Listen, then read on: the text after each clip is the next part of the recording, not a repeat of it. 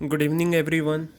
Today we are going to start calls in arrears. Calls in advance. हम क्या करेंगे? Calls in advance करेंगे. Calls in arrears भी हमें करना है. एक होता है कॉल्स इन एरियर्स और एक होता है कॉल्स इन एडवांस.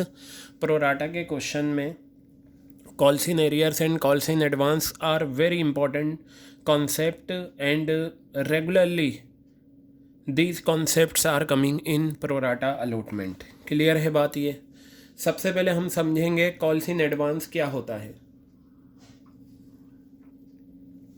चलिए देखते हैं. कंपनी ने 10,000 शेयर्स इशूड करे. ओके, पब्लिक ने 10,000 ही अप्लाई करे, कोई बात नहीं. फेस वैल्यू है 10 रुपये. एप्लीकेशन आपकी आ गई 5 रुपये. अलॉटमेंट आ गया 3 रुपये और फर्स्ट कॉल आ गई आपकी 2 रुपये. ठीक है, ये सिंपल सा क्वेश्चन है. वन शेयर होल्डर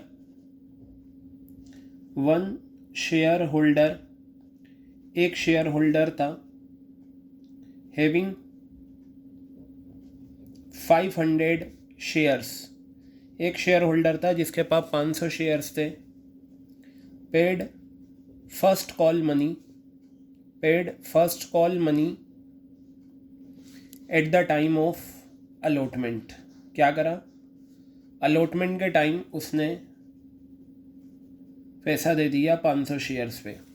देखिए, कॉल्स इन एडवांस क्या होता है?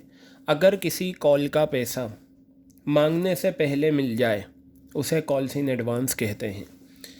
फर्स्ट कॉल का पैसा अगर अलॉटमेंट के टाइम मिल गया, यानी कि अभी कंपनी ने फर्स्ट कॉल मांगी नहीं लेकिन उसने अलॉटमेंट के टाइम फर्स्ट कॉल का पैसा दे दिया, तो उसे कॉल्स इन एडवांस कहेंगे. या अगर इस क्वेश्चन में सेकंड कॉल होती और सेकंड कॉल का पैसा फर्स्ट कॉल के टाइम आ जाता तो वो क्या कहलाता? Calls in advance. यानी कि कोई कॉल अभी बनी नहीं है, कंपनी ने उसका पैसा मांगा नहीं है, लेकिन मांगने से पहले आपको क्या हुआ? वो पैसा मिल गया. अगर फर्स्ट कॉल का पैसा अलॉटमेंट के टाइम मिल जाए तो वो कॉल्स इन एडवांस कहलाता है. अब आप यहाँ देखें, एक शेयर होल्डर जिसके पास 500 शेयर्स थे. कितने शेयर्स थे? 500. पेड फर्स्ट कॉल मनी, जो फर्स्ट कॉल का पैसा है वो अलॉटमेंट के टाइम, यानी कि फ़र्स्ट कॉल का पैसा 500 शेयर्स पे अलॉटमेंट के टाइम पे कर दिया. क्लियर हो गई बात ये? तो चलिए हम इसमें बनाते हैं एंट्रीज. पहली तो वही एप्लीकेशन मनी आने की, तो मैं यहाँ लिखूँगा बैंक अकाउंट डेबिट. क्लियर है? टू शेयर एप्लीकेशन अकाउंट, ये तो सिंपल एंट्री है हमारी. Bank account debit to share application account. और कितना? हमेशा अप्लाइड शेयर्स पे होता है. अप्लाइड शेयर्स 10,000 है और एक शेयर पे एप्लीकेशन कितना है? 5 रुपये. तो ये आपका आ गया 50,000 रुपये और ये आ गया 50,000 रुपये, ये आ गया. अब आप एप्लीकेशन का पैसा ट्रांसफ़र कर दें शेयर कैपिटल में. Share application account debit, share application account debit to share capital. Share application account debit to share capital account कितना आ गया? 50,000 रुपये और ये आ गया 50,000 रुपये. बताइए, क्लियर है बात ये? तो ये दो एंट्रीज तो मैंने सिंपल सी कर दी. अब चलिए अलॉटमेंट का पैसा ड्यू करते हैं. तो अलॉटमेंट को जब हम ड्यू करेंगे तो हमारी एंट्री बनेगी शेयर अलॉटमेंट अकाउंट डेबिट, ये आ गया, to share capital. Share allotment account debit to share capital account, ये मेरी जर्नल एंट्री हो गई. आपको पता है अलॉटमेंट का मतलब एप्लीकेशन मनी आने के बाद जितनी भी एंट्रीज़ होती हैं वो सब अलॉटेड शेयर्स पे होती हैं. तो आपका यहाँ पर अलॉटेड शेयर्स अगर आप देखें, यहाँ पर आपका अलॉटेड शेयर्स अगर मैं देखूँ तो कितना है? 10,000 है. कितना है? 10,000. तो ये 10,000 आपके अलॉटेड शेयर्स हैं और एक शेयर पे अलॉटमेंट कितना है? 3 रुपये. तो ये आ गया 30,000 रुपये और ये आ गया 30,000 रुपये. क्लियर है? अब अलॉटमेंट का पैसा मंगाइए. बैंक अकाउंट डेबिट, ठीक है, क्या हो गया? Bank account debit to share allotment, ये हम एंट्री करते हैं, bank account debit to share allotment account. अब आप मुझे एक चीज़ ये बताइए, आपको अलॉटमेंट का पैसा कितना लेना है? जब भी मैं आपसे पूछूं अलॉटमेंट का पैसा कितना लेना है, तो आप ये देखिए अलॉटमेंट किस अमाउंट से डेबिट हुआ है, इतना पैसा आपको अलॉटमेंट का लेना है। ये हम कौन सी एंट्री कर रहे हैं? अलॉटमेंट का पैसा आने की। अलॉटमेंट के टाइम कितना पैसा आया, तो हमें 30,000 रुपये अलॉटमेंट के चाहिए। लेकिन एक लाइन यहाँ थी, एक शेयर होल्डर था जिसके पास 500 शेयर्स थे, उसने 500 शेयर्स पे फर्स्ट कॉल का पैसा अलॉटमेंट के टाइम पे कर दिया। यानी कि 500 शेयर्स पे जो भी फर्स्ट कॉल का पैसा है वो अलॉटमेंट के टाइम आ गया। तो कहने का मतलब ये है अलॉटमेंट का जो पैसा है वो तो 30,000 रुपये आपके पास आया, साथ ही साथ अलॉटमेंट का भी पैसा आया, और इसके साथ 500 शेयर्स पे 2 रुपये की फ़र्स्ट कॉल भी आई। तो 500 शेयर्स हैं, 2 रुपये की फ़र्स्ट कॉल आई, तो कितना आ गया? ये आपका टोटल मिला के 31,000 रुपीज़ आ गया। क्लियर हो गई बात ये? ठीक है। और बेटा अलॉटमेंट का पैसा कितना था? 30,000 रुपये, ये आ गया। अब आप मुझे ये बताएं, दोनों बराबर होने चाहिए। कॉल्स इन एडवांस, ठीक है, वो पैसा जो वक्त से पहले मिल गया, यानी कि कंपनी अभी एंटाइटल नहीं हुई, कंपनी ने अभी तक मांगा भी नहीं, लेकिन 500 शेयर्स पे उसने फ़र्स्ट कॉल का पैसा अलॉटमेंट के टाइम दे दिया, वक्त से पहले पैसा मिल गया। और याद रखना, कोई भी पैसा जो वक्त से पहले मिलता है वो हमारी लाइबिलिटी बनता है। अगर हम कहीं पर जॉब करते हैं और हमने अभी पहला ही दिन है और पहले ही दिन हमें सैलरी मिल जाए, तो वो हमारी लाइबिलिटी है। क्यों? क्योंकि अभी हमने पूरे महीने काम नहीं करा। तो ये जो अलॉटमेंट के टाइम हमें फ़र्स्ट कॉल का पैसा मिल गया वक्त से पहले, ये कहलाता है कॉल्स इन एडवांस। और कॉल्स इन एडवांस हमारी क्या है? लाइबिलिटी। और लाइबिलिटी का नेचर क्या होता है? क्रेडिट। तो बेटा आप यहाँ लिखोगे टू कॉल्स इन एडवांस। क्या लिखोगे आप यहाँ पर? To calls in advance. तो ये आपका कॉल्स इन एडवांस क्रेडिट हो जाएगा। क्यों? क्योंकि ये आपकी क्या है? लाइबिलिटी है। क्या है? ये आपकी लाइबिलिटी है। और इसका अमाउंट कितना आएगा? 500 शेयर से 2 रुपये के हिसाब से 1,000 आ गए। क्लियर हो गई बात ये? तो ये आपने अलॉटमेंट का पैसा मंगा लिया, ये आपकी लाइबिलिटी है। 1,000 रुपये आपके पास पहले ही आ गए। अब हम क्या करते हैं? हम अब फर्स्ट कॉल का पैसा ड्यू करते हैं। तो मैं यहाँ लिखूँगा share first call account debit. क्या लिखा मैंने यहाँ पर? Share first call account debit to share capital. Share first call account debit to share capital account. Clear है? अब यहाँ देखिए आपके कितने शेयर्स हैं? 10,000। ये रहे जो इशूड शेयर्स हैं 10,000। एक शेयर पे फर्स्ट कॉल कितनी है? 2 रुपये। तो कितना आ गया? ये 20,000 रुपये आ गया। और ये कितना आ गया? 20,000 रुपये आ गया। आपको फ़र्स्ट कॉल के कितने पैसे लेने हैं? 20,000। चलिए अब मैं पैसा मंगाता हूँ फर्स्ट कॉल का। Bank account debit to share first call, to share first call account. बेटा मुझे एक बात ये बताइए, आपको फ़र्स्ट कॉल का पैसा कितना लेना है? जब भी मैं आपसे कहूँ ना फ़र्स्ट कॉल का कितना पैसा लेना है, तो आप देखिए ड्यू वाली एंट्री में फ़र्स्ट कॉल कितना अमाउंट से डेबिट हुआ है? 20,000। तो आपको 20,000 रुपये लेने हैं। मैं आपसे पूछूं अलॉटमेंट का कितना पैसा लेना है, तो ड्यू वाली एंट्री में अलॉटमेंट जिस अमाउंट से डेबिट हुआ है उतना लेना है। आप मुझे ये बताइए, आपको फ़र्स्ट कॉल के टाइम 20,000 रुपये चाहिए, लेकिन एक शेयर होल्डर था जिसके पास 500 शेयर्स थे, उसने 2 रुपये के हिसाब से 1,000 रुपये अलॉटमेंट के टाइम दे दिए थे। यानी कि 20,000 रुपये आपको फ़र्स्ट कॉल के लेने हैं, लेकिन इसमें से 1,000 रुपये पहले ही दिए जा चुके हैं। इसमें से 1,000 रुपये पहले ही दिए जा चुके हैं। तो बताइए फ़र्स्ट कॉल के टाइम अब कितना पैसा आएगा? 19,000 रुपये आएगा। 1,000 रुपये किस टाइम जा चुके हैं? अलॉटमेंट के टाइम। एडवांस में पैसा चला गया। ठीक है, एडवांस में पैसा चला गया। जैसे आप कहीं पर शॉपिंग करने गए, फ्रूट्स परचेज़ करने गए और आपने 100 रुपये एडवांस में दे दिए उसे।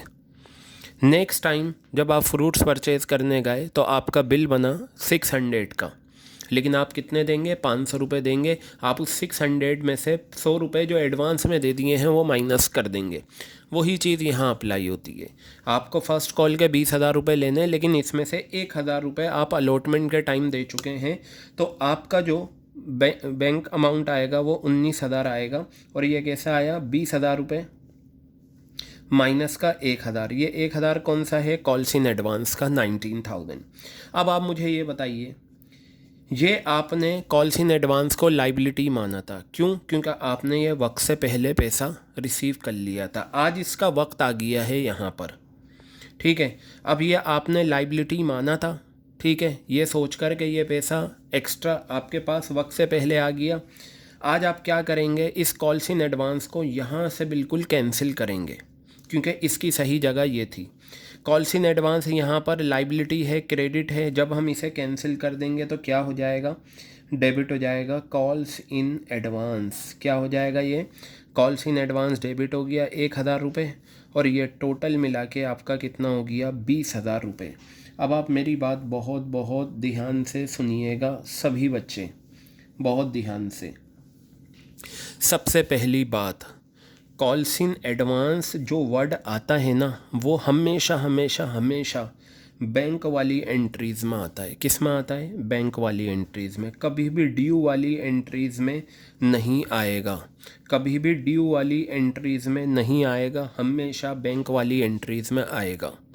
दूसरी बात ध्यान से सुनिए, पहली बात क्या कही मैंने, कॉल्स इन एडवांस कभी भी आपका ड्यू वाली एंट्रीज़ में नहीं आएगा, जैसे यहाँ यहाँ यहाँ नहीं आएगा, ये हमेशा आएगा बैंक वाली एंट्रीज़ में। ये आ गया बैंक वाली एंट्रीज़ में आएगा।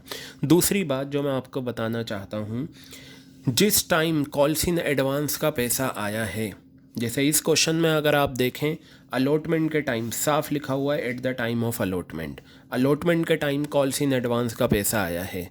तो मेरी बात सुनना, जिस टाइम कॉल्स इन एडवांस का पैसा आए, दोबारा कहूँगा, जिस टाइम कॉल्स इन एडवांस का पैसा आए उसकी बैंक वाली एंट्रीज़ में कॉल्स इन एडवांस क्रेडिट हो जाता है। क्या हो जाता है, उसकी बैंक वाली एंट्रीज़ में कॉल्स इन एडवांस क्रेडिट हो जाता है। ये बातें आप लिख लेना और बिल्कुल इसी लैंग्वेज में लिखना, जिस टाइम कॉल्स इन एडवांस का पैसा आए, यही अल्फाज आपको लिखने हैं। जिस टाइम कॉल्स इन एडवांस आता है उसकी बैंक वाली एंट्रीज़ में कॉल्स इन एडवांस क्रेडिट हो जाता है। जैसे इस क्वेश्चन में अलॉटमेंट का टाइम आया है तो अलॉटमेंट की बैंक वाली एंट्रीज़ में कॉल्स इन एडवांस क्रेडिट हो गया और यहाँ उतना पैसा हमने ऐड कर दिया, क्योंकि यहाँ पर अलॉटमेंट का तो पैसा आया ही आया है, कॉल्स इन एडवांस के भी 1,000 रुपये आए हैं।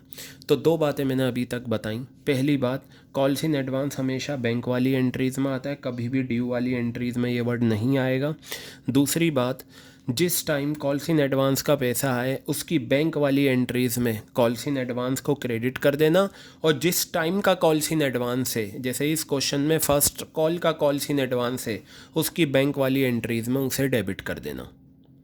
यानी कि कॉल्स इन एडवांस क्रेडिट होगा जिस टाइम आ रहा है, और जिस टाइम का कॉल्स इन एडवांस है, अगर फर्स्ट कॉल का कॉल्स इन एडवांस है तो उसकी बैंक वाली एंट्रीज़ में कॉल्स इन एडवांस क्या हो जाएगा, डेबिट हो जाएगा। क्लियर हो गई बात? तीन बातें बताई। पहली बात, ड्यू वाली एंट्रीज़ में कॉल्स इन एडवांस वर्ड नहीं आता, एक बात कंप्लीट। दूसरी बात, जिस टाइम कॉल्स इन एडवांस आया है उसकी बैंक वाली एंट्रीज़ में कॉल्स इन एडवांस क्रेडिट हो गया। तीसरी बात, जिस टाइम का कॉल्स इन एडवांस है उसकी बैंक वाली एंट्रीज़ में कॉल्स इन एडवांस डेबिट होकर कैंसिल हो जाएगा। देखिए यहाँ मैंने 1,000 रुपये से क्रेडिट करा था, लाइबिलिटी माना था। आज जब हम फर्स्ट कॉल का पैसा मंगा रहे हैं तो उतना पैसा हमने माइनस कर दिया, क्यों? क्योंकि 1,000 रुपये ऑलरेडी जा चुके हैं, तो इस लाइबिलिटी को भी हमें कैंसिल करना होगा। वो मैंने कैंसिल करके ज़ीरो इफ़ेक्ट आ गया। ठीक है, तीन बातें हो गई हैं। चौथी बात बेटा, चाहे क्वेश्चन मेंशन करे या ना करे, कॉल्स इन एडवांस मेंटेन करना कंपलसरी होता है। क्या होता है? कॉल्स इन एडवांस कंपलसरी होता है। कॉल्स इन एरियर्स तो ऑप्शनल होता है, लेकिन कॉल्स इन एडवांस क्या होता है? कंपलसरी होता है। तो एक ही क्वेश्चन में calls in advance, calls in arrears भी आते हैं। ऐसा भी हो सकता है कॉल्स इन एडवांस मेंटेन हो, कॉल्स इन एरियर्स ना हो। तो मैं आपको बताना चाह रहा हूँ, चार बातें दोबारा से रिपीट कर दूँ। कॉल्स इन एरियर कभी भी उनका वो ड्यू वाली एंट्रीज़ में नहीं आएगा। जिस टाइम का कॉल्स इन एडवांस है उसकी बैंक वाली एंट्रीज़ में क्रेडिट होगा, और जिस टाइम का कॉल्स इन एडवांस है उसकी बैंक वाली एंट्रीज़ में डेबिट होगा। और कॉल्स इन एडवांस को मेंटेन करना कंपलसरी है। क्या है? कॉल्स इन एडवांस को मेंटेन करना कंपलसरी है। क्लियर हो गई बात ये आपके? तो बेटा ये था आपका कॉल्स इन एडवांस का कॉन्सेप्ट। मैंने यहाँ फर्स्ट कॉल ली थी, अगर मैं यहाँ सेकंड कॉल भी ले लूँ तो कोई परेशानी नहीं है। बस आप ये देखिए, जिस टाइम का कॉल्स इन एडवांस है उसकी बैंक वाली एंट्रीज़ में क्रेडिट कर दीजिए, और जिस टाइम का कॉल्स इन एडवांस है, मतलब जिस टाइम पैसा आया है, कॉल्स इन एडवांस आया, उसकी बैंक वाली में कॉल्स इन एडवांस क्रेडिट होगा, और जिस टाइम का कॉल्स इन एडवांस है उसकी बैंक वाली में डेबिट होगा। क्रेडिट डेबिट होकर ये ज़ीरो हो जाता है, और ये मेंटेन करना कंपलसरी है। पिछले कुछ सालों में रेगुलर बेसिस पर ये आपके एग्ज़ाम में आ रहा है, calls in advance. I think this point is very very much clear to you. ठीक है।